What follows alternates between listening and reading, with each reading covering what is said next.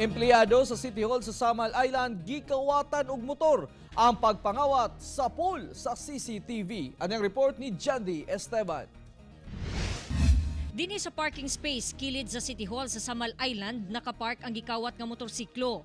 Sa kuha sa CCTV, makita ang suspect nga naka-jacket, naka-shorts ug nakakalo. Nagbaktas-baktas nga daw dunay ginapaniiran. Taud-taud pa nisulod kini sa gym nga tapad lang sa City Hall. Apan paggawas, gihubo na niini ang iyang jacket nga daw aron di siya mailhan.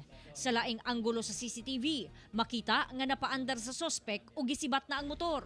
Ang biktima nga usa ka empleyado sa City Hall daling midangop sa pulis. Nakita na sa CCTV nga gipadagan na niya diretso di likod sa likod di siya agi sa may iglesia yata siya ning lusot or sa Sagdalyaw ba kay di naman siya makuha sa CCTV. Maayo na lang kay daling na-recover sa otoridad ang motorsiklo. Siguro na alarma tong suspect, ibili na lang motor sa Katagman. Yung motor na recover.